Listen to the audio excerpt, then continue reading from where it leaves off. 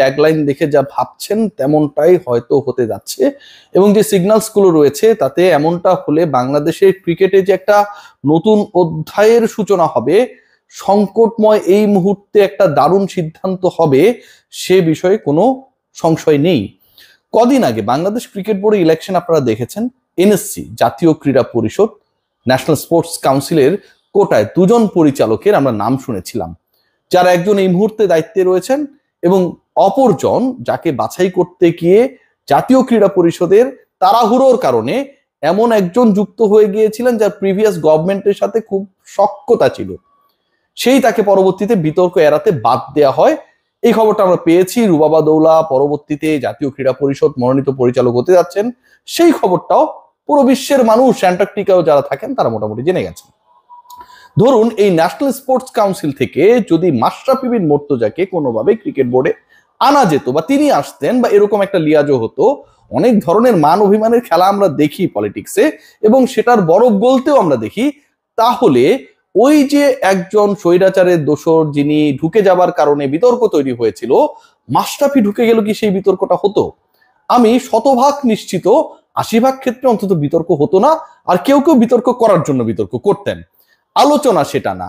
আমি কয়েকটা পয়েন্ট আপনাদের বলি এবং জিনিসটা ক্লিয়ার হয়ে যাবে যে বাংলাদেশ ক্রিকেট বোর্ড এই মুহূর্তে যতটুকু টাচ আমার কাছে রয়েছে যে এরকম একটা ব্যাপারে রয়েছে, এবং একই সাথে বাংলাদেশের স্পোর্টস মিনিস্ট্রি, আসিফ মাহমুদ সজীব ভুঁইয়ার মিনিস্ট্রিও একটা পজিটিভ টোনে কথা বলছে রিগার্ডিং মাশরাফি বিন মুর্তজা। বাংলাদেশের ওয়ানডেতে অপ্রতিরোধ্য হয়ে যাওয়া, হোমে বাংলাদেশের সিরিজ মানেই আমরা যেই দলই হোক, সেটা ইন্ডিয়া, পাকিস্তান, সাউথ আফ্রিকা, আমরা হারিয়ে দেব, তাদের বিপক্ষে জয় পাবো, সেরকম একটা ব্যাকরণের নিয়মে পরিণত হয়ে যাওয়া, বাংলাদেশের র্যাঙ্কিং ৬-৭-এর মধ্যে চলে আসা, বিশ্বকাপের কোয়ার্টার ফাইনাল খেলা, চ্যাম্পিয়ন্স ট্রফির সেমিফাইনালে লড়াই করা, এই যে ঘটনাগুলো ঘটেছে, এবং বাংলাদেশের ক্রিকেট ইতিহাসে প্রথমবারের মতো ট্রাই নেশনস সিরিজ জয়, সেটাও যার ক্যাপ্টেন্সিতে, যার অধিনায়কত্বে, যার দায়িত্বে ঘটেছিল। ড্রেসিং রুমটা ফ্যাবুলাস 5-এ পরিণত হয়েছিল, মুস্তাফিজরা তাসকিনরা পারফর্মারে পরিণত হয়েছিল, অসংখ্য অপশনস ছিল, পেস ডিপার্টমেন্ট একটা নতুন দিগন্তের দ্বারের সামনে উন্মোচিত হয়েছিল, সব ঘটেছিল মাশরাফির জাদুর ছোঁয়ায়।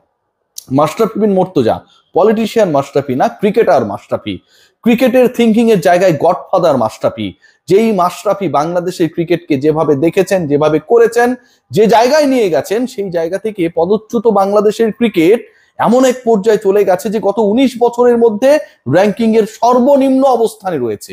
ঠিক তখন মাশরাফির ব্যাপারে যুব ক্রীড়া উপদেষ্টা পজিটিভ নোটে কথা বলেন। কদিন আগের ঘটনা, কি বলেছেন যে মাশরাফি আর আসলে আগের ছন্দে নেই, পলিটিক্যাল সেই ছন্দের কথা বলেছেন, তিনি তার অবস্থান থেকে সরে এসেছেন, এরকম একটা ইঙ্গিত দিয়েছেন। এরপরের ব্যাপারটা একটু ২-২-৪ মেলানোর চেষ্টা করুন। মেহেদী হাসান মিরাজ, দেখুন মাশরাফি সাকিব নিয়ে কথা বলার ক্ষেত্রে কিন্তু একটা সতর্কতা অবলম্বনের ব্যাপার থাকে, খুব স্বাভাবিক। সাকিবের ব্যাপারে সতর্ক যতটুকু, মাশরাফির ব্যাপারে ক্রিকেটার, ক্রিকেট বোর্ড কিংবা উপদেষ্টা তাদের সতর্কতার জায়গাটা আরো বেশি, কারণ মাশরাফি বাংলাদেশেই অবস্থান করছেন। মাশরাফিকে আপনি খুঁজলে ঢাকা শহরেই পাবেন। সেই মাশরাফির ব্যাপারে যে সরকার পতনের আন্দোলনে অগ্রণী ভূমিকা পালন করেছিল, যে ৫-৬ জন টপ লিস্টেড, সজীব ভুঁইয়া তাদের একজন যখন পজিটিভ নোটে কথা বলেন, এবং তার মিনিস্ট্রির আওতায় বাংলাদেশ ক্রিকেট বোর্ড, সেই ক্রিকেট বোর্ডে চুক্তিবদ্ধ ক্রিকেটার যখন বলেন যে সিরিজ জয়ের আগের সময়টায় মাশরাফি ভাইয়ের সাথে প্রচুর কথা হয়েছে, that help me a lot to make my plans. Miraj যখন এই কথা বলে